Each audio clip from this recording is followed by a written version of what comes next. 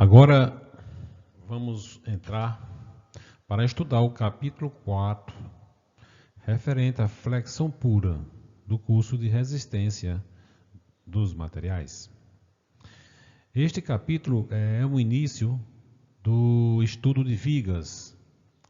Então, a partir de agora, vamos encontrar maneiras de calcular as tensões normais e as tensões de cisalhamento em vigas ou em elementos estruturais que se comportam como uma viga.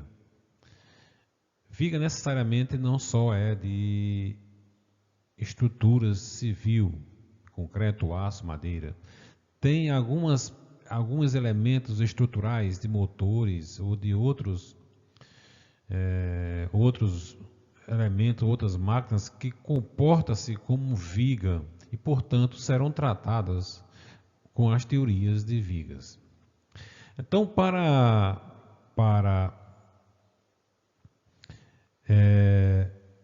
estudar vigas, começaremos a maneira de calcular as tensões normais. Depois passaremos para as tensões de cisalhamento. Então, flexão pura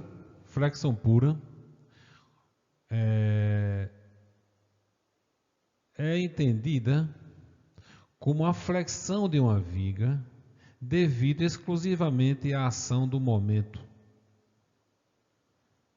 nas extremidades da viga.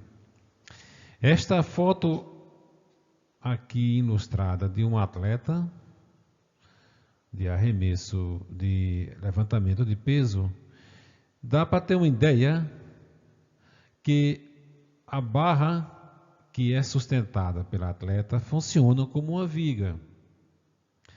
As mãos da atleta são os apoios e os pesos nas duas extremidades têm uma força concentrada e vezes a distância até a mão da atleta passa a ser agora um momento. Força vezes distância. Então veja que já daí de imediato já podemos entender que um elemento que eu chamo elemento estrutural utilizado numa competição esportiva deve ser dimensionado como viga para garantir a segurança do atleta e também a prática do esporte. Então, na viga, nesse diagrama do corpo livre aí feito, você tem uma viga apoiada, tem o espaçamento entre os apoios e o espaçamento entre o apoio e as cargas, são 80 libras de carga em cada extremidade, afastada do apoio de 12 polegadas e entre o apoio de 26. Portanto, como é uma viga simétrica, entendemos de imediato, sem nem fazer cálculo, que os apoios têm os mesmos valores das cargas aplicadas, devido à simetria. Logo, o par de conjugado, atuando nas extremidades dos apoios, passa a ser o momento, que é a força do 80 vezes 12, que dá 960 libras por polegada em cada extremidade. Essa é o conjugado que está atuando, neste caso, da viga. Por definição, diz-se que flexão pura de barras prismáticas submetida à ação de dois conjugados iguais e de sentido contrário, para que esteja em equilíbrio estático, que atuam em um mesmo plano longitudinal. Então veja, é o que está na viga acima. Tem um par de conjugado atuando no mesmo plano e de sentidos contrários e de modo e de valor igual. Valor igual e de direções diferentes para estar em equilíbrio. Então, esse é a definição de flexão pura. Barras prismáticas, uma viga, submetida à ação de dois conjugados, dois momentos, iguais e de sentido contrário, que atuam no plano longitudinal da peça.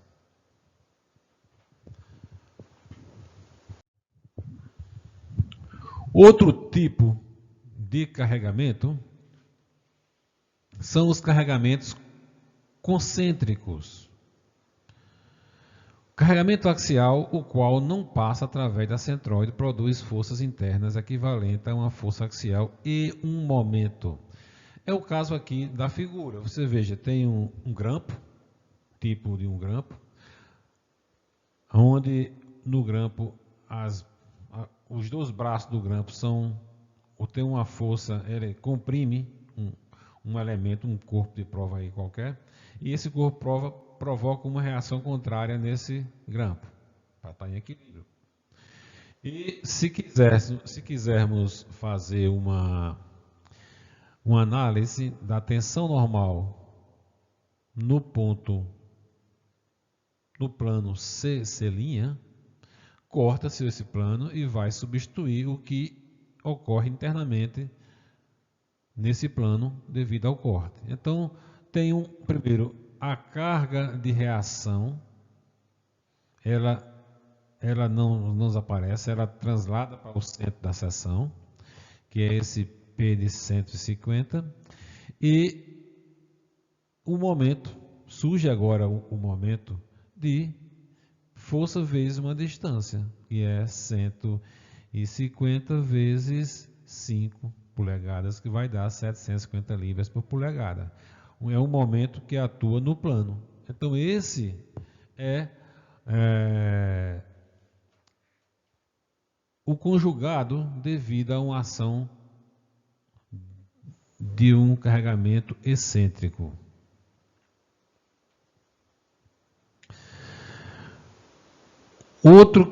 Outra forma de carregamento é o transversal. Então, uma carga concentrada e transversal produz forças internas equivalentes à força de cisalhamento e momento. Então, veja que aqui a gente tem outro tipo de carregamento. Como exemplo, tem-se a viga engastada numa extremidade, em balanço no outro. Nós chamamos isso de viga marquise, né? Aonde na extremidade tem uma carga aplicada P. E qual se quiser saber a tensão normal no plano C', aqui onde está marcado, você faz a mesma forma, corta, substitui a parte da viga que foi cortada pelas ações internas nesse plano. Então, a ação interna no plano vai ser, uma é a carga de reação, é o P', é a reação de P. E mais um momento devido a uma excentricidade do ponto que se deseja. O seu braço é alavanca, você tem a carga vezes uma distância. Portanto, vai surgir um momento. Vejam que nessas cargas sempre vai ter o momento. E é a tensão normal, devido à ação do momento, que vamos estudar neste capítulo. Pelo princípio de superposição, a tensão normal devido à flexão pura pode ser combinada com a tensão normal devido ao carregamento axial e a tensão de cisalhamento devido ao carregamento de cisalhamento para encontrar o estado completo de tensão. Isso aqui ele está fazendo esse é um comentário que nos mostra que a superposição dos efeitos numa estrutura devido à tensão normal na flexão pura ela é combinada com a tensão normal devido ao carregamento axial, mais a tensão desse cisalhamento. Mais a tensão desse cisalhamento. Esse nos dá um estado completo de tensão. Um estado de completa tensão num determinado ponto do elemento estrutural. Do elemento estrutural. Flexão pura de barras prismáticas. Barras prismáticas são as barras mais utilizadas na construção civil, né? Ou também vamos deduzir para barras prismáticas, mas no fim da dedução que vamos chegar no modelo matemático, esse modelo pode ser aplicado para qualquer seção transversal. Aqui é mais para efeito de dedução das equações que vão regir a flexão, a tensão normal em flexão pura. Então, uma seção para estudo, para dedução, uma seção prismática como esta, tem no comprimento 3 pontos, o A, o C e o B, e nas extremidades a aplicação de 2 conjugados.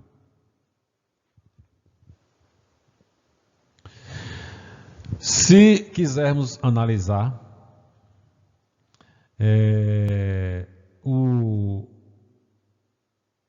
a tensão em um plano C, corta-se, retira-se a outra parte e vai substituir tudo aquilo que está atuando internamente nesse plano C, que nesse caso é o próprio momento M.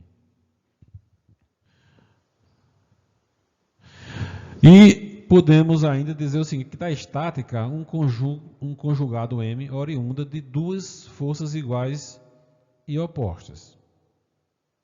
Certo? Um conjugado M oriundo de duas forças iguais e opostas.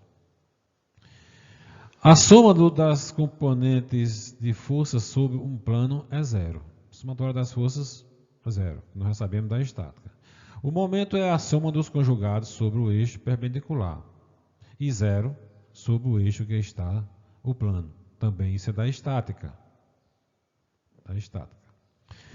E, finalmente, nós temos aqui a situação em que vamos fazer para um conjugado geral as seguintes considerações. Deixa eu marcar aqui uma cor para a gente trabalhar.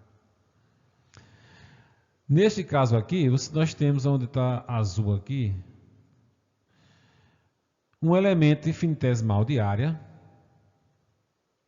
e uma força de compressão atuando nesta área. Esta força de compressão atuando nesta área é a força σx dA. Certo? Σx dA. E nos outros planos você tem tensão desses elementos na direção x, y, dA e tem xe, dA. Tem essa força aqui e tem essa outra força aqui. Então, esse é uma situação para esse elemento de área aí. Para esse elemento de área. Para esse outro elemento de área, vou aumentar aqui para a gente. Para esse outro elemento de área aqui, nós temos uma seção, uma seção infinitesimal. Tem a força normal, que é simulada por σx dA, na direção x, atuando na área infinitesimal. E vai existir aqui a tensão desse cisalhamento, σxz, e uma σy dA. Então veja que este elemento de área ele tem uma força normal e duas forças desse cisalhamento. Duas forças desse cisalhamento.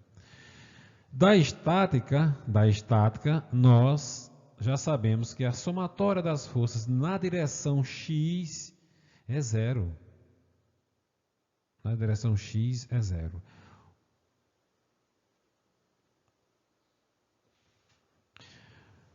Logo, nós temos que a somatória de todas as forças nesse plano aqui, neste plano, vai ser zero. Logo, nós podemos fazer a integral de 0 até A, que é a área total, da força. Quem é a força aqui? A força é o sigma dA.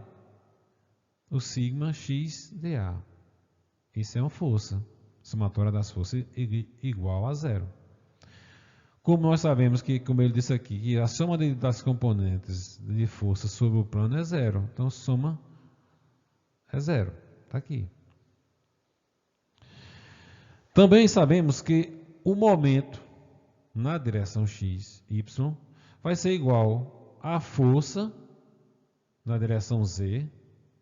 A força na direção z, daí ficou z sigma x dA. Sigma x está aqui, ó. Sigma x dA está aqui. Vezes z é relação e momento em torno do eixo y. Deixa eu botar a cor aqui para a gente ver. Eu tenho aqui a força e tenho esse afastamento dessa força até o eixo y. E, portanto, isso vai dar um momento em relação ao eixo y, que vai ser a força vezes a distância da área infinitesimal até o eixo y. Da mesma forma, é o momento em relação agora ao eixo,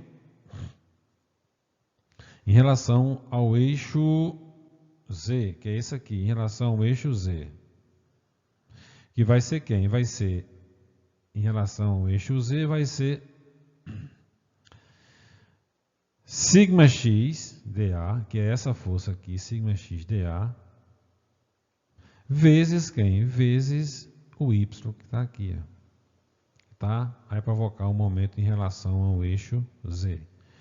Sendo assim, já se tem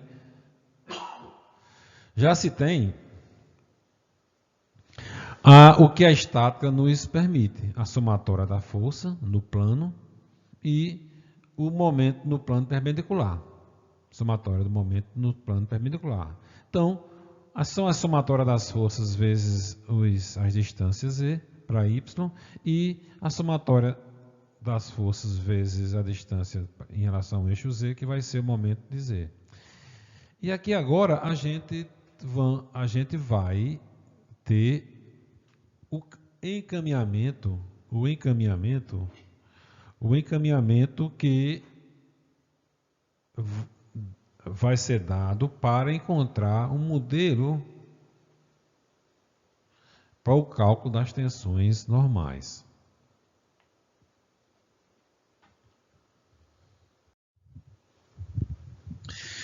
Para fazer isso, precisamos passar também para analisar como ocorre a deformação devido à flexão pura em barras prismáticas. Neste caso, se tem aqui uma viga prismática, e após a aplicação do conjugado, esse conjugado tende a fazer uma flexão na viga com o formato apresentado na figura aqui, na figura A. Então você tem o eixo longitudinal aplicado nas extremidades. O conjugado ele tende a fazer essa flexão. Então, o que se tem aqui, na realidade, é que essa flexão, ela forma um arco de circunferência. Um arco de circunferência. E se passarmos uma tangente pela a extremidade, pelo plano que está no plano a linha, e também passar uma reta pelo o plano BB', essas duas retas se encontrarão no espaço. Aonde essas duas linhas são tangenciais aos planos das extremidades do elemento prismático, ele se encontra no espaço.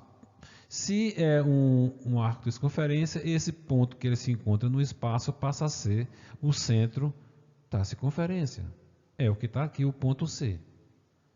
É o que está aqui, o ponto C aqui em cima. Esse é o centro da circunferência. O plano da seção transversal passa através do centro do arco e no plano, é isso que está dizendo aqui. O comprimento do topo decresce e na base aumenta. Esse é o seguinte. Percebe-se na figura aqui que ao aplicar e tem essa curvatura, a flexão provoca um arco de circunferência, a parte superior de A a B, esse comprimento sofre um encurtamento, enquanto que o A'B' sofre um alongamento.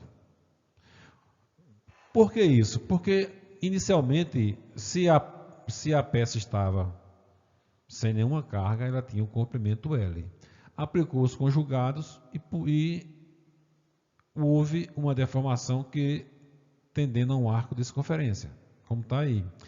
Pelo arco de circunferência, o que era L diminuiu, ficou de A a B. E o que era L na parte inferior do elemento estrutural ficou de A'B', houve um alongamento. Então, há um alongamento na parte inferior e um encurtamento no topo dessa peça, para essa situação de aplicação do conjugado. E como encurta no topo e alonga na base, no ponto intermediário, existe um ponto intermediário que não se altera. É o comprimento desse ponto intermediário é igual ao L inicial. Então é inalterado. Eu vou logo antecipar. Esse ponto em que não há alteração é exatamente sobre o plano que passa a centroide da peça. Então, o plano que fica na centroide da peça, esse é indeformável. O L não se altera. Que está acima desse plano vai diminuindo até chegar ao máximo que é no topo. E abaixo vai aumentando até chegar no máximo que é a base. A superfície neutra existe e é paralela à superfície superior e inferior. Veja que é paralela. Se é paralela, ela vai sofrer também, ela tem o formato de uma flexão, porém não aumenta de comprimento. E o seu comprimento não se altera. Bom, as tensões e as deformações são negativas na compressão, que nesse caso está acima dessa linha neutra, e positiva abaixo da linha neutra. Então, costumamos dizer que está na região de tração e na região de compressão. Região de tração entende-se que está acima da linha neutra e está na zona de compressão. Entende-se já de imediato que a deformação vai ser negativa. E abaixo, já que se alonga, vai ser uma deformação positiva, porque houve tração.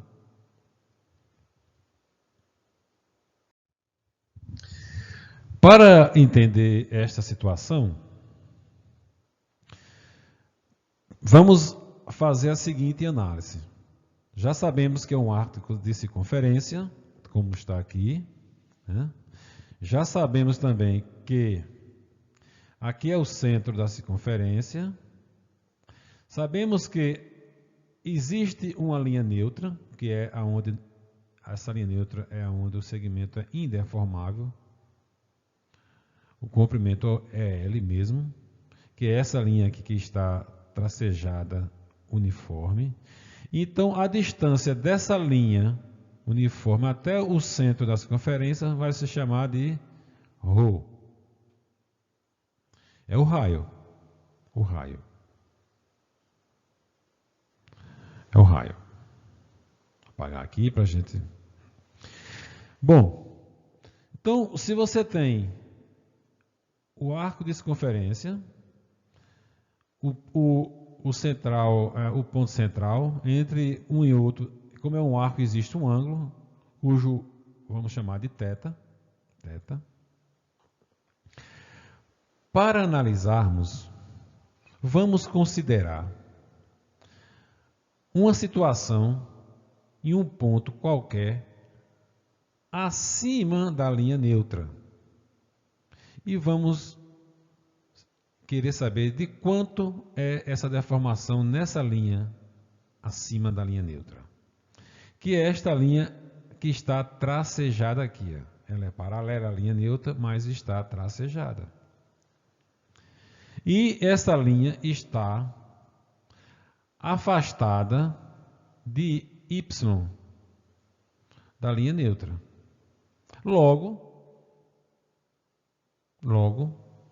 a distância dessa linha até o centro da circunferência vai ser quem? Vai ser o raio da linha neutra menos o afastamento que é y. Está aqui. É isso que está aqui, dito aqui.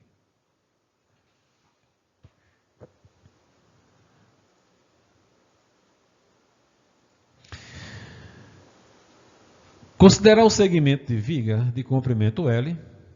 Após a deformação, o comprimento da linha neutra permanece L e as outras seções. Veja bem, ele quer saber aqui agora qual é o comprimento L' dessa linha tracejada. A linha uniforme é L, não se alterou. Mas essa linha tracejada, qual é o valor dela? Então, o valor dessa linha tracejada vai ser quem? L', está chamando de L', vai ser igual ao raio, que é ρ menos o y, vezes θ, que é o ângulo do arco.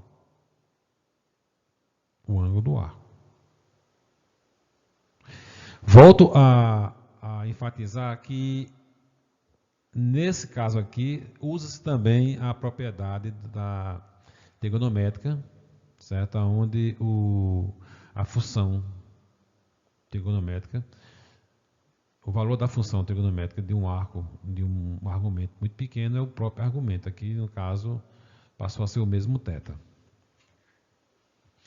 Então, com definição do capítulo 2, que sabemos que o alongamento é o comprimento final menos o comprimento inicial, então sabemos que o comprimento final é o L', que é após a deformação, que é L', e o comprimento inicial é o próprio L. Bom, substituindo agora quem é L' por ρ menos y vezes θ, e menos L. Mas quem é L? L é também o ângulo θ vezes o raio, que é ρ. O ângulo θ vezes o raio, que é ρ. Bom, fazendo isso, a gente organizando botando em evidência e organizando esta equação, podemos chegar a dizer que o alongamento dessa linha tracejada é igual a menos yθ, menos o y, essa distância, vezes o ângulo do arco, θ. Bom, agora nós já sabemos o alongamento que ocorreu nessa linha tracejada. Só que deu negativo. Esse negativo nos indica que está na região de compressão. Na realidade, há um encurtamento do comprimento. Sabemos também, do capítulo 2 ainda, que a deformação específica na direção x é dado, por definição, como um alongamento dividido pelo comprimento inicial. Mas quem é o alongamento dessa linha tracejada, essa linha em estudo? Eu já calculei, é menos y θ. Menos y θ. Quem é o L? O L é ρθ. Agora, corta os tetas e nós temos que a deformação específica nessa linha estudada, que é a linha tracejada, vai ser igual à distância da linha neutra até essa linha, dividido pelo raio do arco de circunferência da linha neutra, o ρ. Logo, agora podemos dizer que já sabemos a deformação específica na direção x e vamos dizer o seguinte: quando o y for igual até o ponto C a um raio máximo, vamos dizer que a deformação máxima vai ser o C dividido pelo raio da circunferência. Quem é o C? O C vai ser a distância da centróide, como está aqui. Essa distância, deixa eu fazer aqui um lápis mais essa distância aqui, ó. C vai ser essa distância, é a distância da centróide até o topo da peça. Até o topo da peça. Então, quando o y assumir o topo da peça, C, temos a deformação específica máxima. Vai ser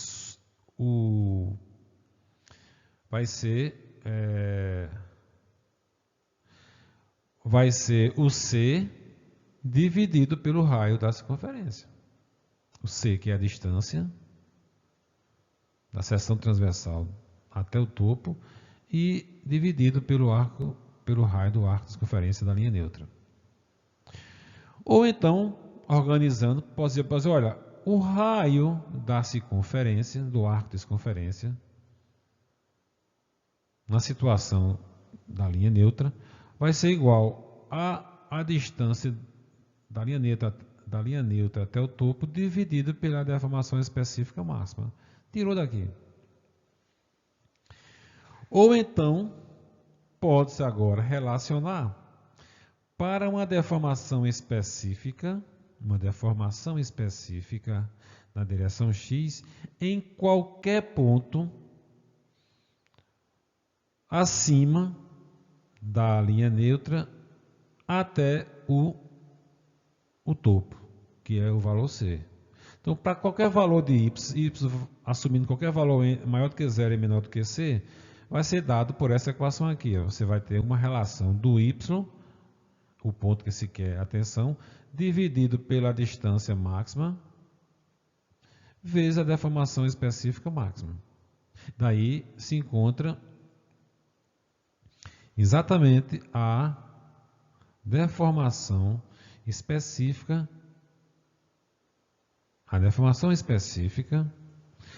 em um ponto qualquer, aqui, um ponto qualquer do elemento que assume o valor de y qualquer, dividido pela distância aqui, vai ser a deformação específica. Já dá para a gente imaginar, se está trabalhando muito com a deformação específica, é porque nós estamos tentando buscar alguma coisa relacionada com a lei de Hooke. É isso? Com a lei de Hooke. Para materiais elásticos, para materiais elásticos, vamos seguir a lei de Hooke, que é tensão normal igual ao modo de elasticidade vezes deformação específica. Como estamos trabalhando no eixo longitudinal, portanto, vai ser a tensão normal x, que é igual ao modo de elasticidade, do material, vezes deformação específica na direção x. Essa deformação específica na direção x nós acabamos de encontrar, que é sigma, que é y dividido por c, vezes deformação específica máxima. Deformação específica máxima, é isso aqui. Nós encontramos recentemente esse valor aqui. O que fez foi substituir sigma_x por esse valor aqui, que foi encontrado. E esse y aí, gente, é um valor qualquer aplicado aqui, em determinado ponto aqui. Isso aqui vai ser um certo valor de y. O c está aqui. Então veja que nós já podemos encontrar, se queremos saber a tensão normal num ponto determinado, nós temos que saber esse ponto. Então saberemos o valor de y. O c já tem, porque tem a seção transversal. E daí fica fácil. Dessa forma, o que se tem aqui é organizar essa expressão para da seguinte forma, que a tensão, e isso aqui, olha, pela lei de Hooke, se a lei de Hooke ele é modo de elasticidade vezes deformação específica, e eu tenho isso aqui, eu tenho um E vezes deformação específica máxima. Portanto, isso eu posso dizer que é tensão normal máxima. Está aqui. Isso é a mesma coisa que está aqui, isso aqui em cima. Então, e aí podemos reescrever essa equação como sendo sigma_x igual a y, que é um valor qualquer aqui, dividido por c, que é esse valorzinho aqui, certo? Vezes deformação específica máxima. E temos condições de fazer uma análise agora com essa distribuição de tensão que está aqui nessa figura. Nessa figura. Como? Olha,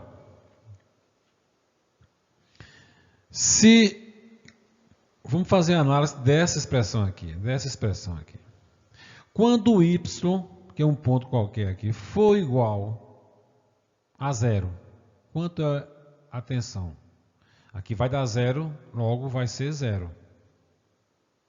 Quando y for igual a c, chegar aqui nesse topo aqui, nesse topo, igual a c, vai ser esse aqui vai dar 1 e podemos dizer que a tensão normal vai ser exatamente igual à tensão normal máxima. Está perfeito. A variação é linear porque ela é do material pela lei de Hooke, e sabemos pela lei de Hooke ela é um material elástico e ela varia linearmente. Então, e esse mesmo comportamento tanto é na zona de compressão como na zona de tração. Agora, do equilíbrio estático, nós podemos dizer o seguinte, olha, a somatória das forças é igual a zero. A somatória das forças é igual a zero, então podemos dizer que a somatória de todas as forças infinitesimais aplicadas na seção transversal é igual a f de x, que por sua vez é zero. Somatória é zero. Então você tem aqui sigma_x, agora você traz sigma_x, essa expressão de sigma_x e joga ela aqui embaixo. Você traz essa expressão aqui e substitui aqui. E temos que a integral de menos y sobre c, a tensão normal máxima, dA. Organizando essa expressão, você tem a tensão normal máxima uma constante, sai da integração, o c também é uma constante, sai da integração, só restou quem? Y dA. Se y for zero, quando y for zero, isso aqui é zero. Está perfeito, é uma redundância. Então tá válido. E diz que é o primeiro, o momento em relação à linha neutra é zero. Está aqui, o momento em relação à linha neutra é zero. Portanto, a linha neutra passa através da centroide. Está provando que passa através da centroide. É uma redundância que precisa ser analisada. A outra situação é o do equilíbrio estático do momento, que vai ser o momento também o y vezes uma força, a distância da linha neutra qualquer, vezes uma força normal na direção x, que no caso aqui seria sigma x dA, vezes o y é o momento. Fazendo a somatória de todos isso aí vai ser igual ao momento m, integral vai simbolizar a somatória de 0 até A, substitui novamente sigma x, e daí encontraremos que o momento vai ser igual a tensão normal máxima dividido por C, e a integral sobrou agora y ao quadrado de A, que é esse y vezes esse outro y aqui. Esse y aqui vezes esse aqui, da y ao quadrado vezes dA. Esse y ao quadrado dA, gente, isso vocês viram isso lá na mecânica geral, que é momento de inércia de uma seção. Momento de inércia de uma seção. E daí, substituindo essa integral y2dA por momento de inércia, encontraremos agora quem? Uma expressão que momento vai ser igual a tensão máxima vezes momento de inércia dividido por C. E organizando melhor essa equação, você tem que a tensão máxima, normal máxima, vai ser o momento aplicado, a distância C, dividido pelo momento de inércia da seção. Então veja, agora chegamos numa expressão que tem o momento aplicado, é o conjugado que está atuando. Já temos. Se temos a seção transversal da peça, temos que ter o valor C, que é a distância da linha neutra até o topo. E o momento de inércia, porque temos a seção. E logo encontramos aqui uma expressão para o cálculo da tensão normal máxima, que é esta aqui. Máximo por quê? Porque o valor de C vai ser o máximo. Agora, se eu quero encontrar uma tensão normal num ponto qualquer aqui, o que é que eu vou substituir C por esse valor desse valor aqui, desse ponto qualquer, na seção. E só. Isso é interessante porque você pode ter uma viga constituída de vários materiais. E você vai colocando os materiais de acordo com, caso queira, de acordo com as solicitações que está sendo feita naquele ponto da viga. Portanto, gente, nós chegamos à tensão normal do efeito de um conjugado, tensão normal, uma viga, uma peça prismática, um elemento estrutural prismático, em função de um conjugado aplicado. Vimos anteriormente que encontramos uma equação para o cálculo da tensão normal em vigas de seção prismática, considerando o momento, que é o conjugado aplicado, aí é porque estamos em flexão pura, né? Uma propriedade geométrica que é a distância da centroide até o ponto desejado para o cálculo da tensão, e máximo quando esse for até o topo ou até a base, dividido pelo momento de inércia. Então, aqui vamos fazer uma discussão para uma melhor compreensão da importância da propriedade momento de inércia. Porque, como eu comentei no capítulo 2, o módulo de elasticidade representa, na realidade, a rigidez do material. Portanto, cada material tem a sua própria rigidez. E aqui, essa definição que vimos de momento de inércia, que vocês também já tiveram conhecimento lá na mecânica, é também uma um indicativo de rigidez, só que dessa, agora, a rigidez da seção transversal. São duas rigidez. A rigidez do material, que é representada pelo modo de elasticidade, e a rigidez da seção transversal do elemento estrutural, que é representado pelo momento de inércia. Então, a tensão normal pode também, como está aqui escrita, momento vezes o C dividido por I, que é o momento de inércia. Então, alguns autores simplificam, então até normas também, eles vão um pouco além e diz que a tensão normal pode ser um momento dividido por um W, ou qualquer outra letra, de acordo com o autor. Esse W significa módulo resistente, que nada mais é do que a divisão do momento de inércia dividido pelo C. Só isso. Só. Então, no caso aqui, que nesse slide que vamos discutir, é o seguinte. E vamos associar com a propriedade geométrica de momento de inércia. Certo? De momento de inércia.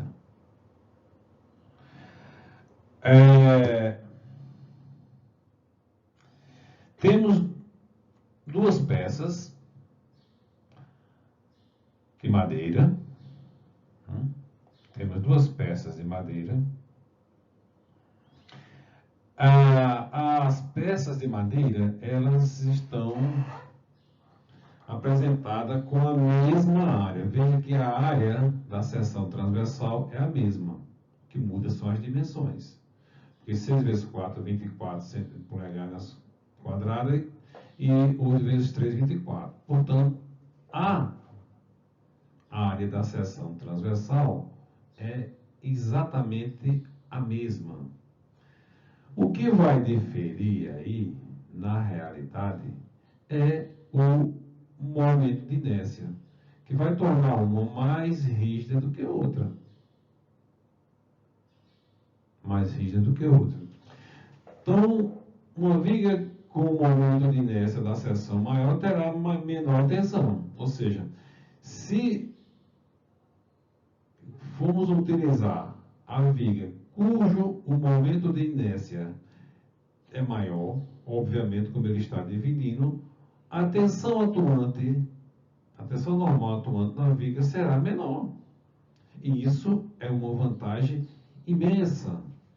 Essa vantagem, esse argumento, esse conhecimento da rigidez da seção transversal, a engenharia toma partido para poder utilizar essa propriedade e diminuir a tensão atuante nas peças, que daí torna um projeto mais econômico.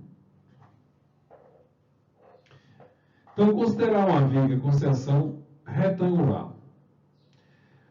Então, o momento de inércia, gente, aqui ele vai fazer uma análise pelo modo de rigidez, que na realidade é quem divide o momento dividido por esse modo de rigidez, por esse modo de rigidez. Logo, ele vai fazer a análise do modo de rigidez, que é o dividendo. Então, nós sabemos que, por uma seção prismática, o momento de inércia é dado por base vezes a altura ao cubo dividido por 12.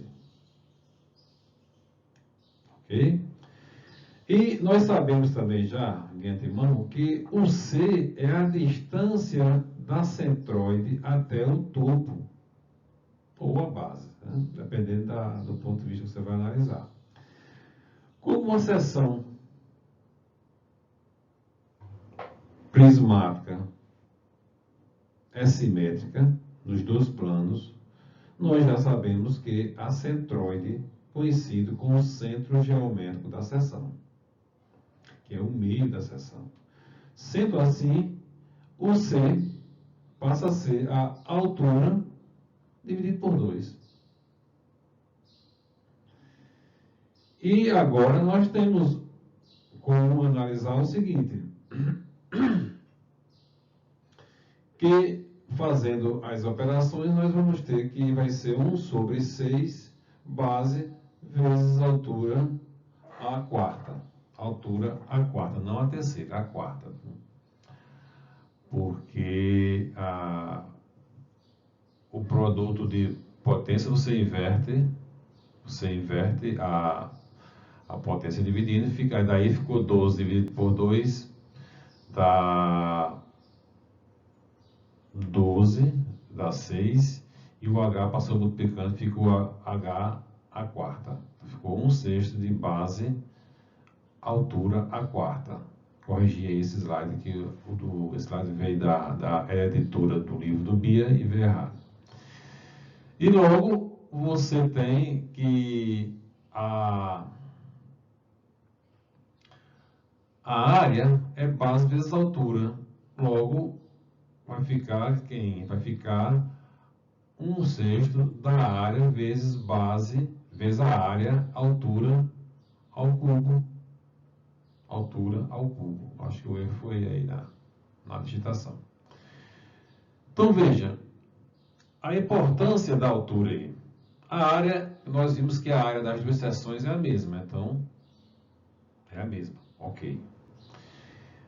Se é a mesma, qual é a que tem maior rigidez? Maior módulo de rigidez? Aqui tem a altura, a maior altura. Qual é a que tem maior altura? Aqui tem maior altura, é a retangular. A que tem maior retangular. Aqui é base, é 3 e o 8 a altura. Então, dessa análise aí, entre as duas vigas com a mesma área da seção transversal, a viga com maior profundidade terá maior resistência, ou seja, essa do lado direito terá maior resistência. Então veja, se fosse para comprar uma viga, para utilizar em uma construção, você compraria essas peças de madeira. Madeira se compra por volume de madeira. Então, você tem a seção transversal vezes o comprimento é o volume. Então, se o comprimento do vão é o mesmo e a área é a mesma, então as duas peças terão o mesmo valor na aquisição. Porém, a peça do lado direito, que tem altura igual a 8, vai proporcionar uma menor tensão normal atuante na peça. Em outras palavras, você pode usar uma maior carga com essa mesma área. Ou você dimensiona, se é com a mesma carga, você pode até dimensionar com uma outra área um pouco menor. Então veja, aqui dá a ideia clara da importância de se conhecer a propriedade momento de inércia da seção, porque ela nos leva a uma rigidez da seção. E aí daí a escolha. Muitas vezes as pessoas que trabalham no dia a dia são empíricas, mestre de obra, pedreiro, já sabem disso, porque no dia a dia trabalham com isso, mas não tem a noção exata. Mas mesmo assim, aqui se pode tirar outros proveitos que do momento de inércia da seção transversal. Você pode criar formas diferentes. Ter alguns artifícios que você pode baratear a obra mexendo só na seção transversal da peça. E mexidas muito pequenas, alteração muito pequena, que vai lhe proporcionar um maior momento de inércia e, consequentemente, menor tensão normal atuante. Então, vejam que esse conhecimento ele é interessante, gente, porque Esses detalhes, se percebe esses detalhes e daí faz a diferença na hora de tomar uma decisão, em campo principalmente. Em campo, você tem que, se você já tem conhecimento dessa noção e o momento de inércia proporciona a você rigidez, você pode tomar decisões em campo e em loco. Às vezes são decisões que têm que ser tomadas rápidas, com segurança. E esse é o diferencial de profissional da engenharia.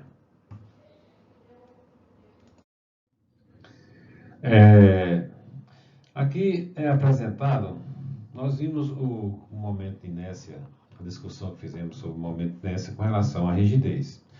Aquela sessão é uma sessão de madeira, né? Então, a madeira, ela geralmente hoje já está um pouco padronizada, tem nas madeireiras as seções mais comuns comercializadas, porém não tem ainda uma apresentação técnica por parte do setor. Precisa do profissional fazer aqueles cálculos. Já na estrutura metálica, tem um segmento da estrutura metálica que são fabricados pelas metalúrgicas, né? Então, as empresas metalúrgicas fabricam os perfis e, ao fabricar os perfis, ela já calcula, ela faz a classificação, como está aqui no lado esquerdo, a classificação dos perfis, e já dá também uma tabela técnica, com a área, profundidade, tá? Todas as dimensões, vamos dizer assim, todas as dimensões da seção transversal desse perfil, ele é apresentado, e ainda dá mais a questão do momento de inércia, esse eixo, nos dois eixos, tanto em relação ao eixo XX como no eixo Y. E dá um momento de inércia, dá o raio de giração, são dados importantes para o cálculo das tensões. Então aqui é só para exemplificar que em perfis metálicos que são industrializados, né, as empresas fornecem os catálogos técnicos aonde você pode não fazer mais os cálculos, já tem nele, você já seleciona aquele perfil, já sabendo as propriedades dele toda, e daí você já usa nos seus cálculos.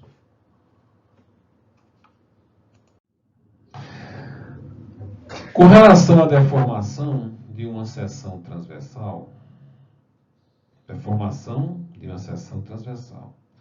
então podemos dizer o seguinte: a deformação devido ao momento fletor M é quantificado pela curva da superfície neutra. Veja, a deformação devido ao momento se quantifica pela curvatura da superfície neutra. Superfície neutra é aquela que não altera o comprimento e que passa pela centróide da peça. Certo? Daí que vai ser necessário a gente recorrer ao conhecimento da mecânica geral, saber calcular o centro de gravidade de cada peça e calcular o momento de inércia. E aqui tem que, como é um arco de circunferência, como nós já vimos anteriormente, né? É um arco de circunferência, como nós já vimos anteriormente. Então, a curvatura da superfície neutra é essa superfície que está aqui sombreada. E nós vimos também já que o raio, 1 sobre o raio da circunferência, que aqui se deforma em arco de circunferência, 1 sobre esse ρ, que é o raio da circunferência,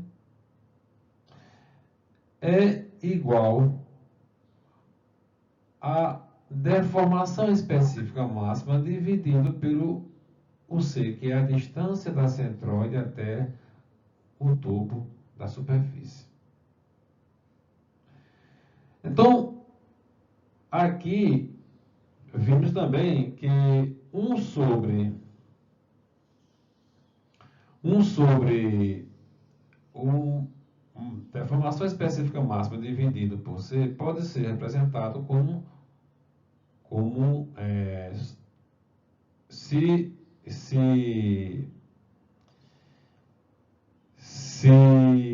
dividirmos ambos os membros pelo modo de elasticidade, nós vamos ter em cima modo de elasticidade vezes deformação específica máxima, que é igual a tensão normal máxima. Tensão normal máxima aqui, certo? Deixa eu pôr aqui um lápis para a gente fazer aqui a consideração.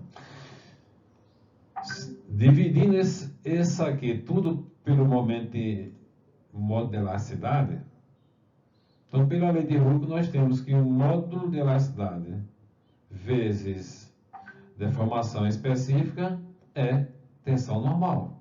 Logo, já que a deformação específica máxima nos leva a uma tensão normal máxima. Tensão normal máxima. E aqui embaixo, já que dividiu, ficou aí. Então, podemos dizer agora o seguinte, que 1 sobre EC é igual a quem? Quem é a tensão normal máxima? É o momento vezes o C, eu volto a repetir, é a distância desse ponto aqui da linha neutra até o topo, não está aqui riscado agora, certo? Dividido pelo momento de inércia. E fazendo isso, nós temos condições de dizer, olha, 1 sobre o raio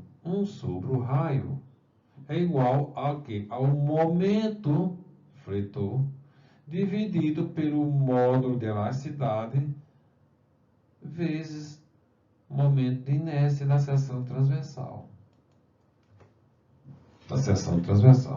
E isso vai dar o raio. O que é que tem a ver o raio? Nós não vimos que a deformação devido ao momento é quantificada pela curvatura.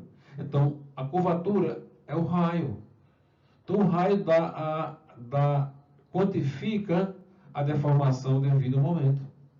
Então, agora a gente tem condição de quantificar qual é a deformação por conta da aplicação do momento, que vai ser dado por 1 sobre raio de quem? Do momento dividido pelo módulo de elasticidade e momento de inércia.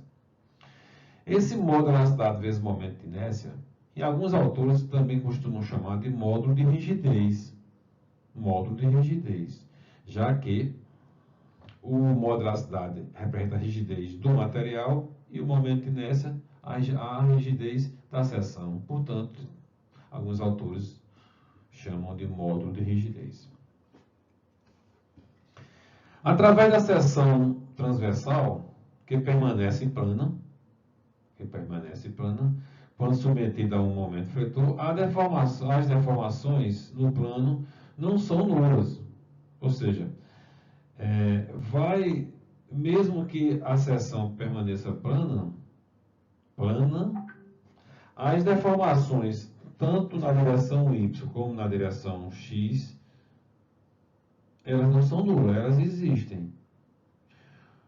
Vamos ter a ideia assim, se há uma deformação, um encurtamento acima da linha neutra e um alongamento na linha abaixo, na zona abaixo da linha neutra, há deformação na direção X e direção Z.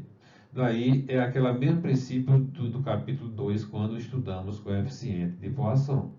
Portanto, a deformação específica na direção Y, devido à aplicação do momento, vai ser dado por quem? Vai ser igual a menos Poisson, vezes deformação específica na direção X. E quem é a deformação específica na direção X? Vai ser a relação entre a distância que está analisando dividido pelo raio da circunferência, que é a quantidade que se deformou devido ao momento. Da mesma forma, o momento, quer dizer, a deformação específica na direção Z.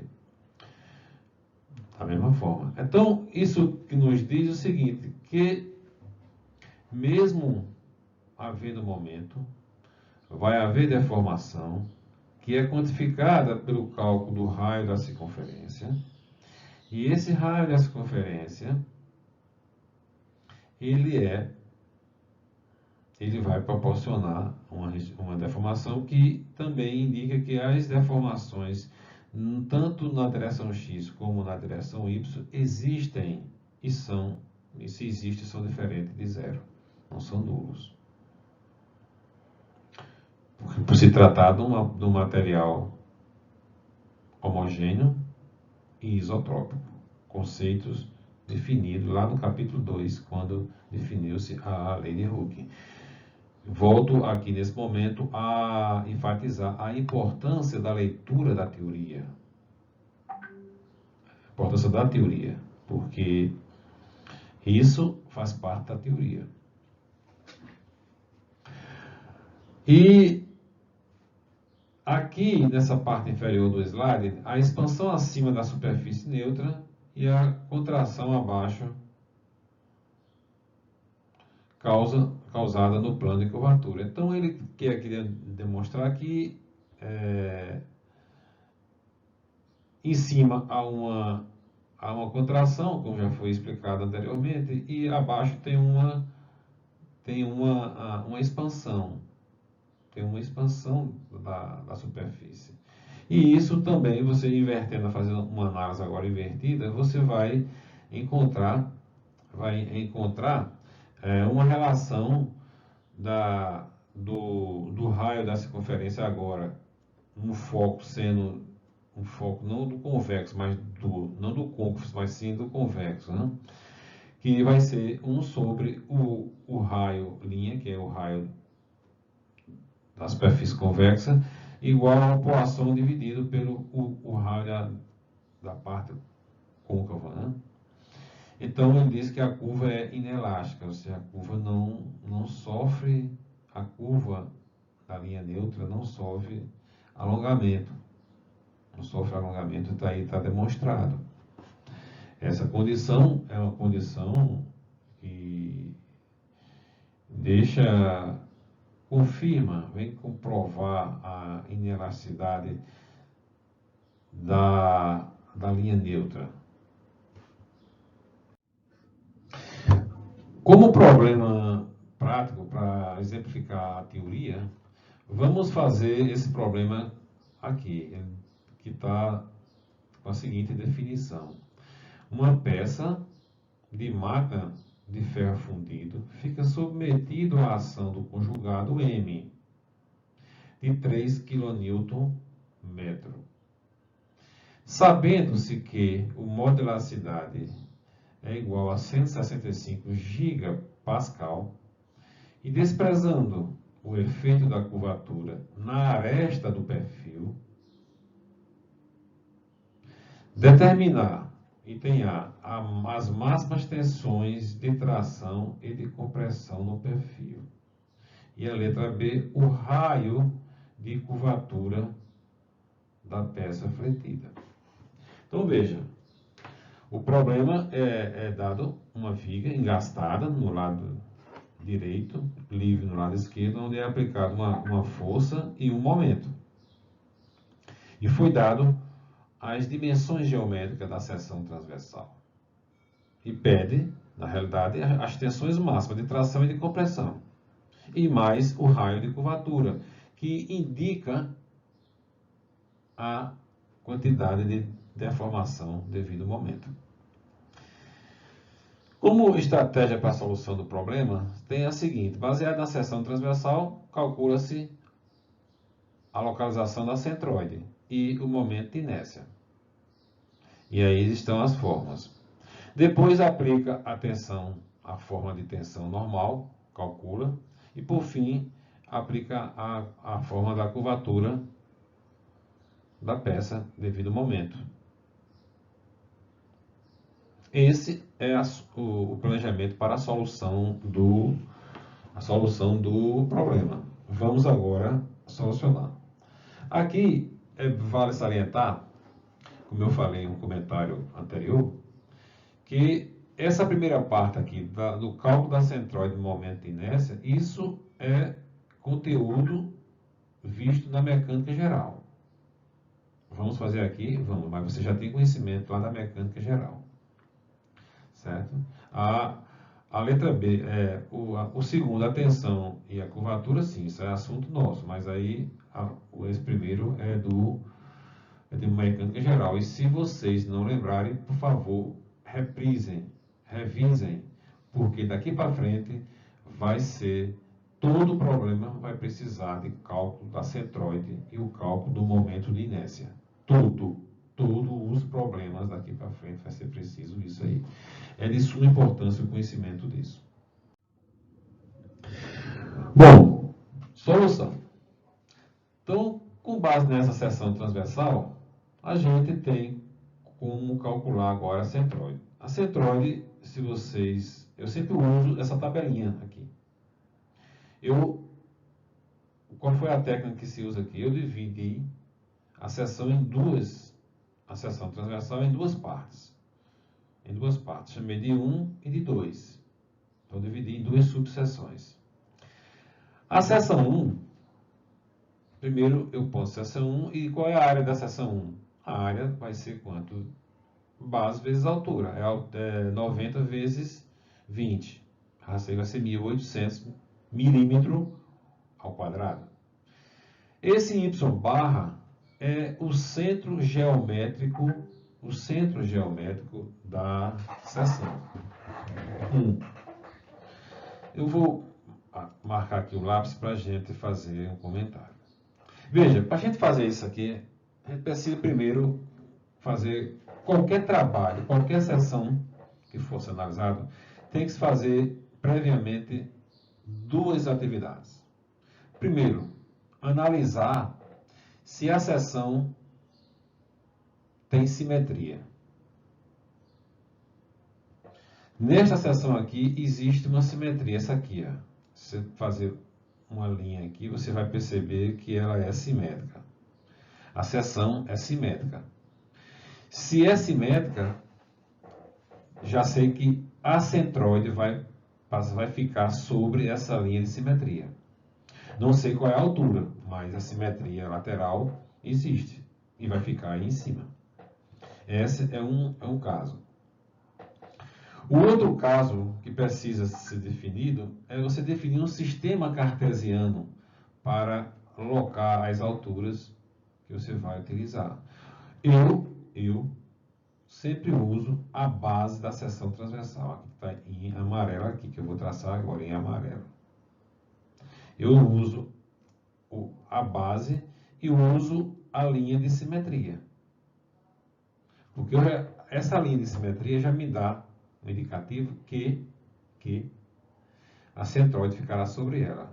E com relação à linha amarela, ela é a minha referência para saber qual é, em relação a ela, qual vai ser a localização da centroide.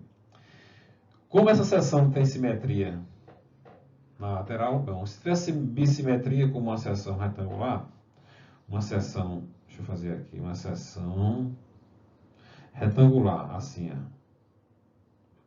certo? Se passarmos uma linha aqui e uma linha aqui, vamos ver que no centro da seção, não está no centro, mas a central vai ser a centroide. Certo? Então, existe bissimetria. Ou, se não existe bissimetria, vai ter que calcular a centroide de todo jeito. E aqui temos o seguinte. Foi traçado, nessa linha amarela, a minha linha referência do meu eixo cartesiano. Então, eu tenho uma área, já foi calculado. A área foi calculada. E aqui agora eu tenho o y barra, que significa a distância y barra 1, né? Y barra da seção 1, que é essa aqui, y barra da seção 1. Y barra, vou marcar aqui de amarelo, da seção 1 aqui, y barra da seção 1, 50. A distância do centro geométrico da área 1 até a base. E a seção 2, e aí eu faço o produto da área vezes esse y barra. Coloco nessa coluna. Na seção 2, eu faço a mesma coisa. A área 30 vezes a altura, que é 40, que foi definido. E a seção, o y barra, o centro geométrico dessa seção 2 vai ser desse ponto aqui, ó, desse ponto que é 20 aqui, tá aqui a setinha, tá autoexplicativo, até a base. E daí eu tenho, então fazendo esse produto eu vou ter, e aí eu somo essa coluna, somo essa que tem uma somatória aqui e a somatória das áreas. E aí aplico essa fórmula aqui. Que a centroide, a centroide da seção vai ser quanto? Vai ser a somatória de y barra vezes a dividido pela somatória da área. Fazendo esses cálculos, encontrou que foi 38 milímetros. 38 milímetros. Então veja que esses conhecimentos você já tem da mecânica, foi uma mera revisão. Então eu sei que vai estar sobre o eixo de simetria e a distância de 38 milímetros, que ele chamou aqui de y barra, exatamente aqui, y barra aqui, ó. É esse valorzinho aqui, ó, y barra aqui. Então nós já calculamos esse y barra. Qual a importância de se calcular a centroide? Porque com a centroide nós podemos agora dizer, olha, eu sei que o cálculo da tensão é o momento vezes C. C, quem é C? C é a distância, C é a distância da centroide até o topo, se é a tensão máxima. Ou, em qualquer ponto, a distância vai ser sempre em relação à centroide. Então, a centroide ela é fatal.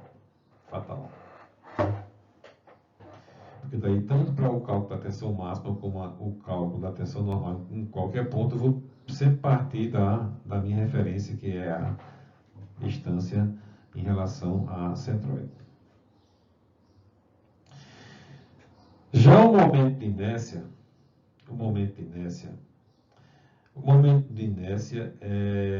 a gente tem o clássico de uma seção prismática, quadrada ou retangular.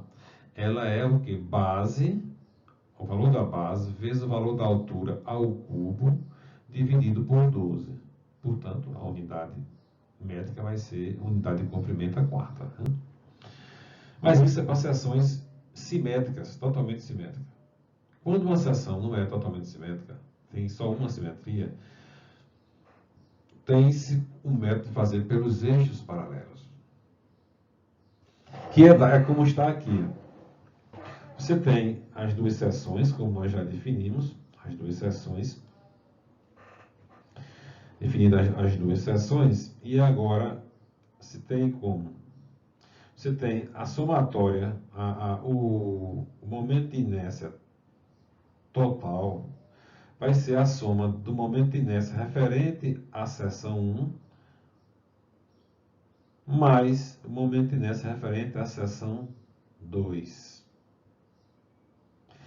E essas seções é dado por quem? Pelo momento de inércia mais, esse aqui é a forma, o momento de inércia da seção mais a área da seção vezes o d ao quadrado. Vamos dizer quem é o d ao quadrado. Tá bom? Então vamos ao cálculo. Para a seção 1, vai ser o momento de inércia vai ser quem? Base, altura ao cubo dividido por 12. Tá aqui, base. A base é quem? 90. Tá aqui 90. Altura ao cubo. Tá aqui. E tudo isso dividido por 12. É o produto dividido por 12. Mais quem? A área. Nós já calculamos a área. Tá aqui a área aqui. Ó. Dessa tabelinha você já traz essa área para aqui. Vezes quem? D ao quadrado. Quem é D? Vamos prestar atenção. Quem é D? D é a distância é a distância do centro geométrico da seção até a centroide. O centro geométrico da seção até a centroide. Então, o centro geométrico da seção está aqui, ó. Está aqui, que é 50. E a centroide é quanto? Está aqui, ó, é o y barra. Então, se nós fizermos o y1 menos o y barra, vai dar exatamente a distância desse ponto aqui, ó. Deixa eu marcar aqui com uma caneta mais grossa aqui. Vai ser exatamente isso aqui, ó. Exatamente isso aqui. Essa distância desse ponto à centroide. Portanto, eu posso fazer 50, que é a distância do centro geométrico da seção 1, menos a centroide, que vai ser 48, que vai me restar 12 ao quadrado. Essa foi a maneira que se faz, que eu fiz o cálculo assim. Ou, se você tem já prática, você já sabe aí a distância do centro geométrico da seção 1 até a base dá 10, e a distância da base aos centros geométricos é 2, portanto fica igual a 12. Quando você é bem experiente no cálculo, você já vê isso muito claro visualmente. Vamos para a seção 2. A seção 2 eu vou marcar aqui com lápis e com tinta vermelha, azul, roxa, lilás. Então, para a seção 2 eu tenho quem? A base, que é 30, está aqui, 30. A altura, 40 ao cubo, dividido por 12. Mais quem? A área que já foi calculada aqui, ó, e eu só transcrevi para cá. E a distância vai ser da centroide, está aqui, até o centro geométrico. Essa distância aqui, ó. Da centroide até o centro geométrico, que no caso vai ser 18. Se eu pegar aqui a metade, aqui vai dar a metade mais, que dá 10, dá 20, né? Para 38 sobra 18. Então você vai pegar aqui agora, faz um pouco o inverso. Pegar a centroide menos o centro geométrico da seção 2, que vai dar 18. Deixa eu apagar aqui para não ficar muito carregado.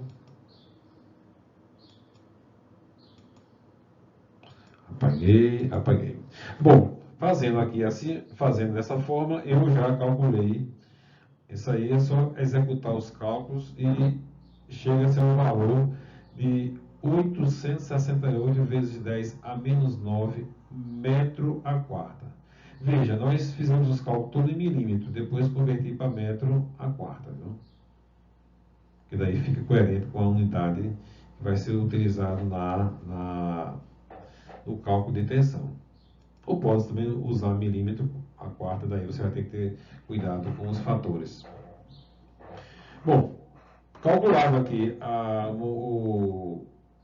centroide, e com a centroide eu tive condição de calcular o momento de inércia, agora eu tenho condição de ir calcular a tensão normal.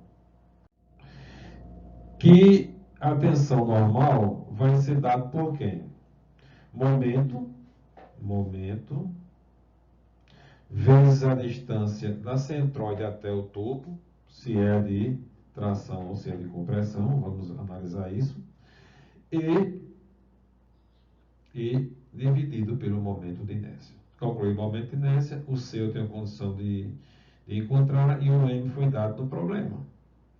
Então, atenção no ponto A. Atenção no ponto A, nesse ponto aqui. Ó. Qual é a tensão nesse ponto? Está aqui. Nesse ponto vai ser isso aqui. Vai ser um momento dado de 3.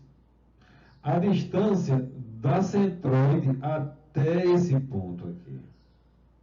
Até esse ponto. Que é 22 milímetros, dividido pelo momento de inércia. Calculando, fazendo esse cálculo, você tem o valor de 76 megapascal.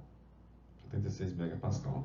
Veja que aqui ele colocou metro por milímetro a quarta. Você tem que ter cuidado, porque metro por milímetro quadrado, isso aqui tem metro por metro, dá metro ao quadrado. É isso? Metro ao quadrado dividido por, unidade de comprimento ao quadrado, que no caso aqui foi metro ao quadrado, e aqui é milímetro ao quadrado. Cuidado com esses fatores aqui de milímetro para metro, que no cálculo pode dar errado. Certo? Pode dar errado. E você tem que, quando for fazer o cálculo, tem que me dizer qual é a unidade de tensão normal.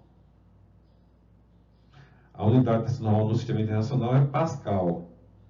E esse mega está relacionado com 10 a sexta, que é exatamente essa relação das unidades aí. E no ponto B? No ponto B vai ser a mesma forma, vai ser o momento aplicado. No ponto B, momento aplicado vezes CB. Quem é CB? Essa distância aqui, da centroide até o ponto B, que foi 38, que é igual à própria centroide. O valor da centroide, dividido pelo momento de inércia. E daí você encontra um valor de 131,3 megapascal. Vocês agora observem que tem no ponto A um valor positivo e no ponto B um valor negativo.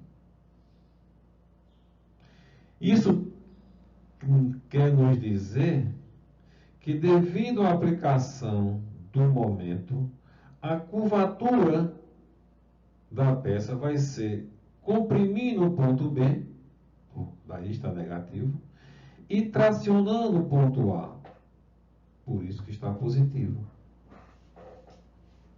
E daí você tem que ter esse sentimento de engenharia, você tem que, devido ao carregamento, você tem que saber como é que vai ser essa curvatura. Essa curvatura pode também ser analisada fazendo um diagrama de momento fletor, mas a gente não viu isso ainda. Bom, calculando as tensões máximas de compressão, que foi 131, e a tensão normal máxima de tração, que foi 76 megapascal. Me falta agora calcular o raio de curvatura. Se a forma do raio de curvatura é 1 sobre o raio, que é igual ao momento, dividido pelo modo da cidade e o momento de inércia, um momento foi dado no problema, o módulo de elasticidade do material também foi dado no problema, calculamos o módulo de elasticidade, portanto, é só executar os cálculos e encontrar um raio de curvatura de 47,7 metros. Veja que a curvatura é muito suave, né? Muito suave. Então, esse é um exemplo do fechamento do conteúdo até aqui ministrado. Também existe vigas constituídas de vários materiais, certo? E hoje é muito comum o surgimento de novos materiais compostos de outros materiais. Então, nós definimos como compósito os materiais que são formados a partir de 2 ou mais materiais. Então, no caso aqui, vamos fazer uma análise de flexão de barras construídas por compósitos, né? Por vários materiais. Aqui no caso que está exemplificado, é uma peça prismática com 2 materiais, dando o material 1 e o material 2. Cada material desse tem o seu módulo de elasticidade próprio, com rigidez próprio. Então, nós já sabemos que o comportamento da tensão é linear, porque está se usando a lei de Hooke. E pela lei de Hooke nós temos quem? Que σ1 seria quem? Modo de elasticidade referente ao material 1, vezes a deformação específica na direção x, já que está sendo flexionada, né? Está sendo fletida devido ao momento, e isso vai ter uma força, isso vai gerar uma força normal à seção transversal. E sabemos também que a deformação específica é definida em um ponto y, que é um ponto qualquer na seção transversal, dividido pelo raio de curvatura da deformação. Da mesma forma, é o caso do material 2. É a modo de elasticidade referente a esse material, vezes a sua deformação específica na direção x, que é a mesma direção y. Que é y dividido pelo raio de curvatura, o raio de deformação. Que o raio indica a quantidade de deformação da seção da linha neutra devido ao momento aplicado. E, ao fazer isso, o que se tem aqui poderíamos construir um diagrama de tensões para essa seção. Então, aqui estaria o cálculo do σ1 aqui, ó, do σ1 está aqui, e também o do σ2, que era jogar esse valor do σ2 e construir esse diagrama aqui, ó. Veja que complicação é esse tipo de problema, porque daí você tem dois diagramas e o pior é que entre um e outro tem uma zona aqui de sombreamento desses dois materiais, porque tem aqui a linha neutra, então você tem a distribuição de tensão aqui complexa nesse ponto aqui. Então, uma maneira foi estudada uma forma de simplificar o cálculo das tensões normais devido à flexão e ao momento aplicado em materiais compósitos. Dessa forma, o que se tem é a seguinte informação. É que, deixa eu botar aqui a figura aqui, ó. A técnica consta da seguinte coisa, olha. Tem um material, o material que foi determinado, que é esse aqui, nesse material aqui, essa seção transversal. Foi muito feio aqui essa risca aqui.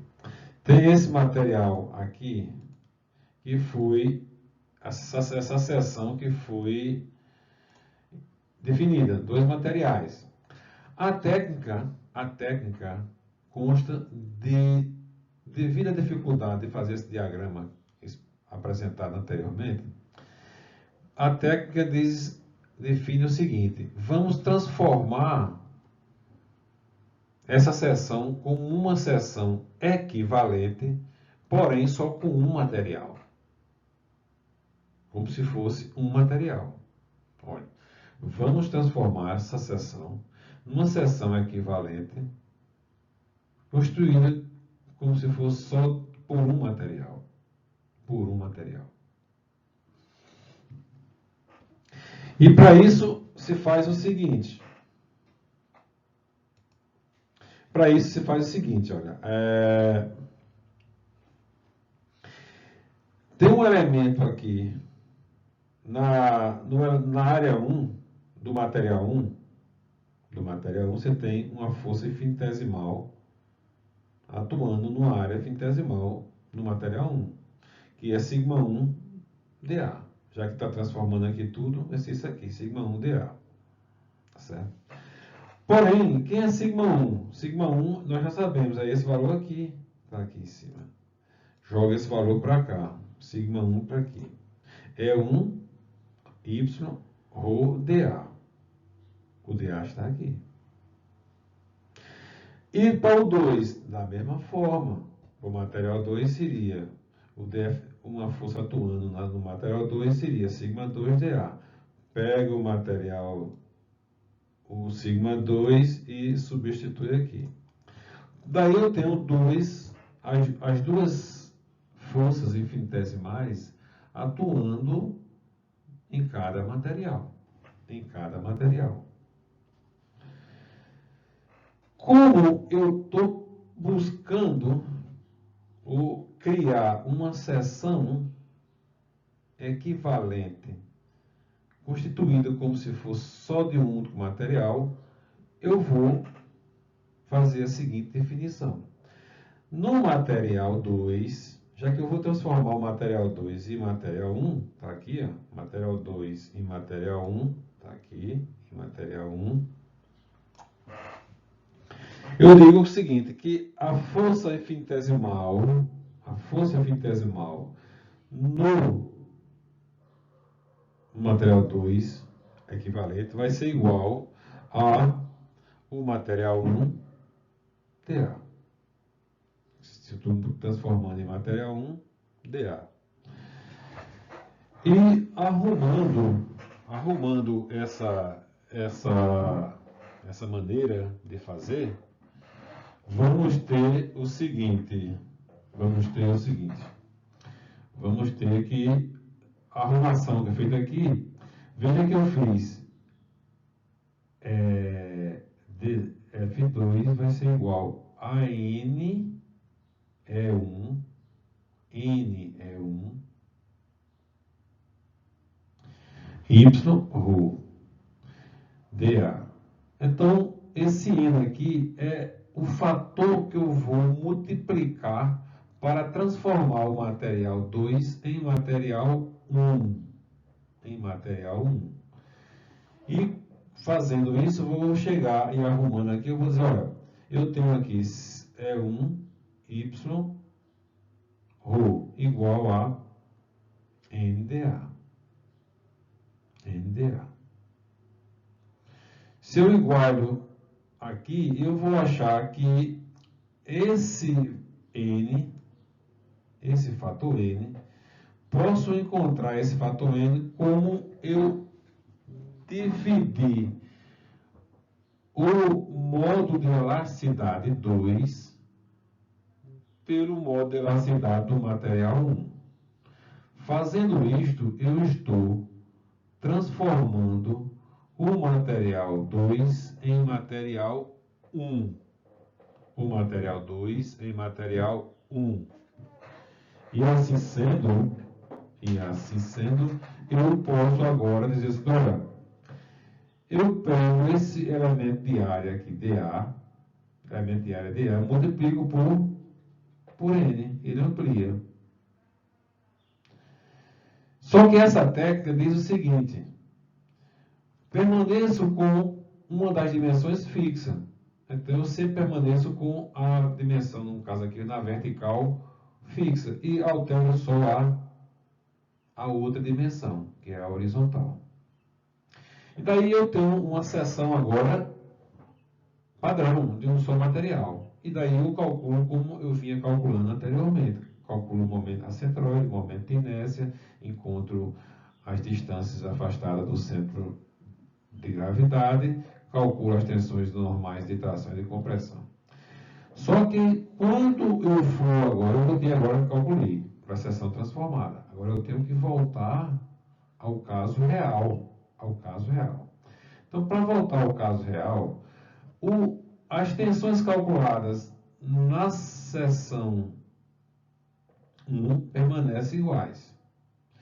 E as tensões calculadas referentes ao material transformado, em 2 transformado em 1, eu vou ter que obrigatoriamente multiplicar pelo coeficiente que eu encontrei aqui. Vou ter que multiplicar aqui por esse coeficiente. Essa é a técnica.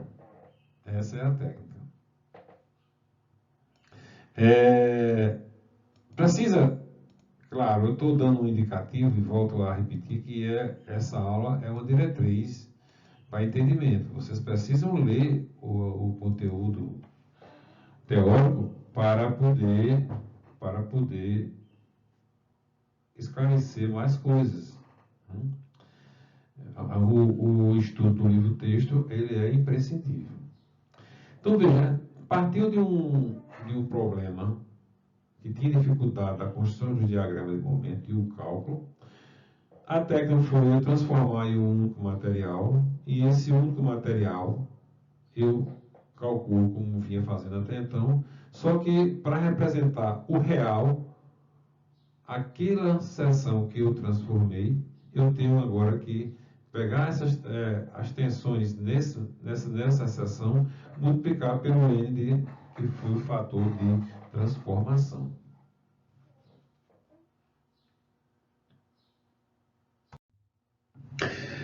Bom, vamos fazer aqui um exemplo para a gente ver se esclarece.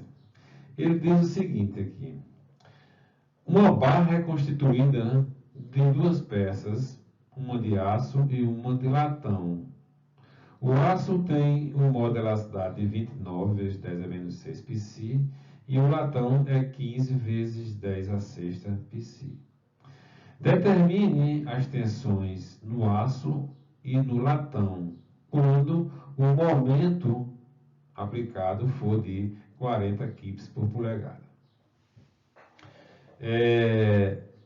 Veja, ele dá o momento, é um problema de flexão pura, portanto, o momento aplicado nas extremidades, e ele diz que o material tem a seção é constituída de dois materiais, latão e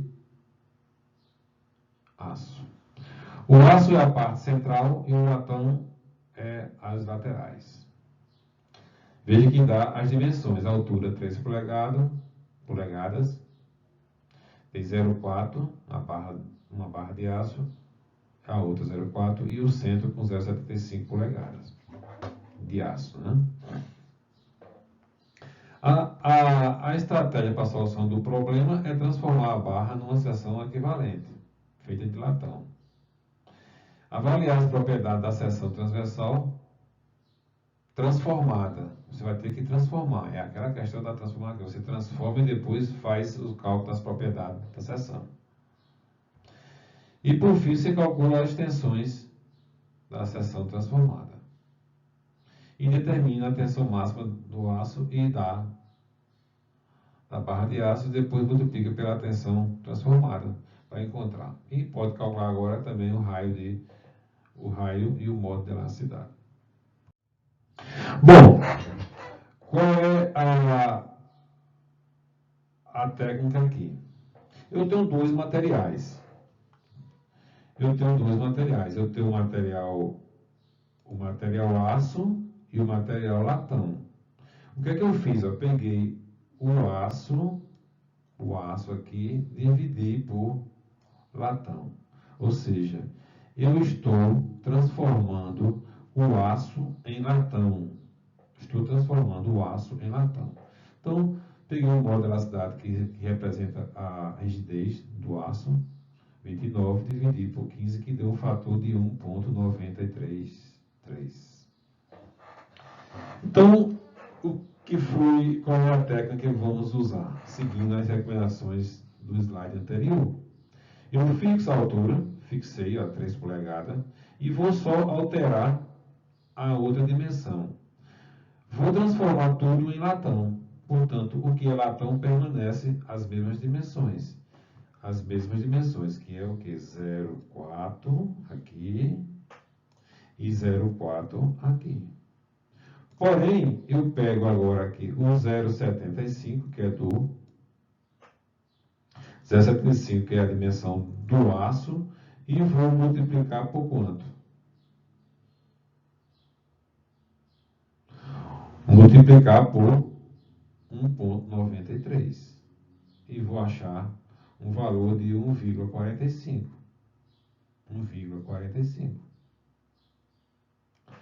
Multiplico esse valor de 0,75 por esse aqui, por 1,93, por N. E vou encontrar o valor de 1,95.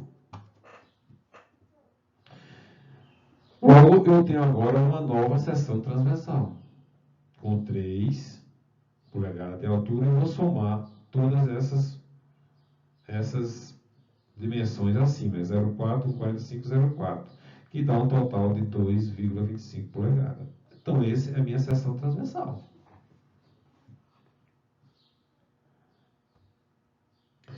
E daí eu calculo, como é uma seção transversal prismática, o momento de inércia é simples, é base, altura ao cubo dividido por 12. Então a base vai ser quanto? 2,25 vezes a altura, que é 3 ao cubo, dividido por 12, eu vou encontrar um momento de inércia de 5,063 polegadas a quarta. Para calcular o momento de inércia, e também nessa seção aqui não está explícita, mas eu sei que, como é uma seção prismática, a centroide é simétrica, ela é simétrica nos dois planos, portanto, a centroide fica no centro geométrico, conhecido como centro geométrico da seção. E vai ser igual a 1,5. Então, a tensão vai ser quanto? O momento que foi dado. O C, que é a distância do centro ao tubo, que é a maior distância, que é até o tubo por a base, né? E é 1,5 dividido pelo momento de inércia calculado. Deu 11,85. Daí eu tenho que esse é a tensão da seção como se fosse de latão, 11,85. Porém, eu tenho um aço, então eu tenho que voltar. Qual é a tensão no aço? Que é a situação real. Eu multiplico agora essa tensão pelo valor N que eu encontrei anteriormente, que foi de 1,93. Logo, eu tenho 1,93 vezes a tensão normal calculada, que vai ser a tensão que vai atuar no aço, que é de 22,9 kC. Então, veja que aí nós partimos de um material composto com 2, fizemos uma técnica da transformação da seção em um único material, em um material latão, calculei o coeficiente de ampliação, né, de modificação, modifiquei a seção, calculei o momento de inércia, calculei a tensão normal. Eu sei que para o material latão é a mesma, e para o material cobre que foi transformado, eu volto agora a ter que multiplicar esse valor pelo fator de transformação, e para ser a tensão real.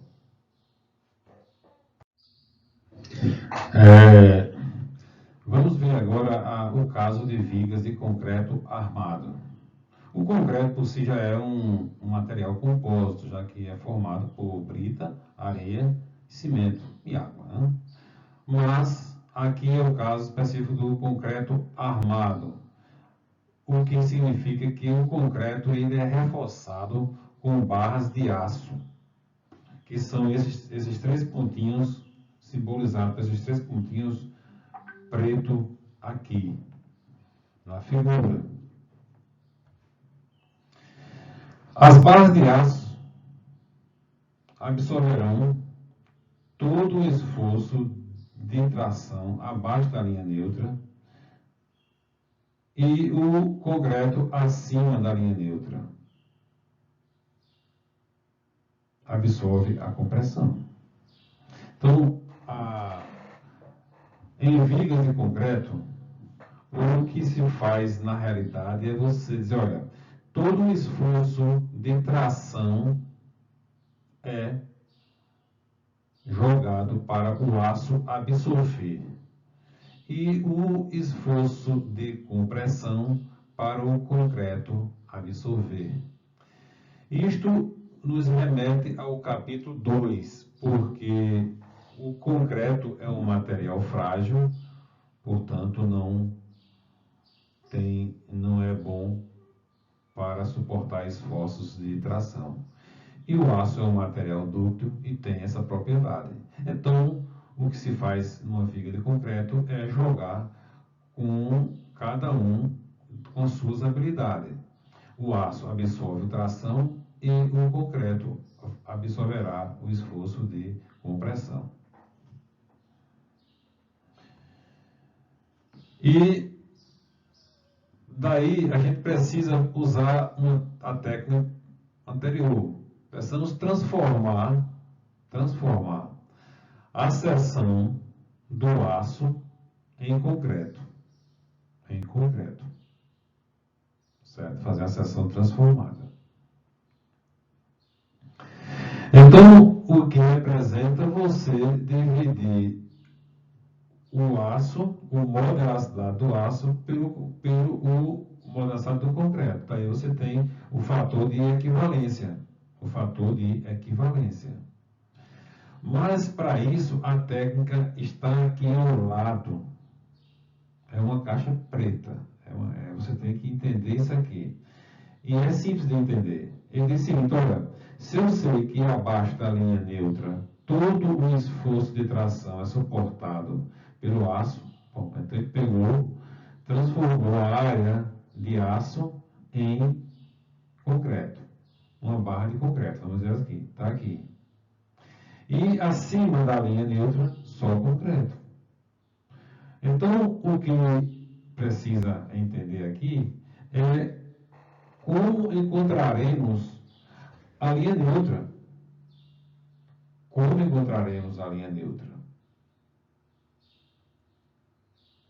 A gente precisa definir um local para daí calcular as distâncias da linha neutra ao ponto que vai ocorrer o esforço, a tensão normal máxima de tração no aço e a do concreto. Então, a figurinha que vai seguir é essa aqui, ó. Veja que nessa figura aqui nós temos, inicialmente a seção vai ser base, e o D não é a altura da seção, é a distância da barra de aço até o topo, das barras de aço até o topo. Então, isso aqui é D. Então, ele diz o seguinte, ele define essa seção aqui, ó, parte por esse princípio aqui, e diz o seguinte, olha, acima de uma linha neutra, que vamos encontrar, eu tenho o quê? Eu vou chamar de X. É a parte do concreto acima da linha neutra vai ser X. Logo, se é X, eu sei que a centroide, o centro geométrico dessa seção do concreto vai ser X sobre 2, está aqui. E eu também sei que se a distância da barra de aço até o topo era D, logo da barra de aço transformada até essa centroide, essa linha neutra, vai ser quem? D menos X. D menos X, está aqui. Aí, esse é o entendimento da figura. Vamos ver agora como é que vamos fazer aqui. Então, para determinar a localização da linha neutra, nós temos quem? Base aqui do concreto, que é B, vezes X, vezes quem? A área vezes a distância do centro geométrico a centroide, que é quem? X sobre 2. É isso? Menos quem? Menos a área transformada de aço vezes a distância até a centroide, que é D menos X. E aqui se monta essa, organizando aqui, fazendo o produto e organizando a equação, chega nessa equação aqui, é uma equação quadrática. E encontrando essa equação quadrática aí, agora nós temos como definir exatamente o valor onde está localizado a linha neutra. E daí conseguimos encontrar o valor de Y, que é o valor U de Y aqui na equação. Esse Y varia de 0 até o ponto X, né, no caso, que é o valor máximo. E depois a gente tem como transformar a tensão do concreto no aço. É só multiplicar pelo coeficiente de equivalência que foi encontrado. Veja que na equação quadrada a gente precisa encontrar o valor de x. Encontrando x, a gente encontra essas dimensões. Aí é a solução de uma equação quadrada. Tá? E veja que agora tem a representação da tensão de compressão, aqui de vermelho, acima da linha neutra, e está simbolizando que é de compressão, e a de tração, que ele colocou aqui como uma força, que essa aqui será uma força de tração no aço, nas barras de aço. Então, com essa força, eu divido pela área do aço e sei qual é a tensão atuante nas barras de aço. Daí eu posso dimensionar o aço para suportar o esforço do momento que é aplicado nessa viga. Então, de maneira resumida, essa forma que vamos usar para o cálculo das tensões normais em vigas de concreto, onde nós queremos encontrar a tensão de compressão no concreto e a tensão normal de tração no aço, ou dimensionar o aço. Né? Então, o que precisa entender é exatamente essa conversão aqui das barras de aço em concreto e montar essa figura ilustrativa que representa, tem a lógica aqui, que representa para encontrar no valor de x. E o x aí vai definir a área do concreto e também a distância da centroide às barras de aço.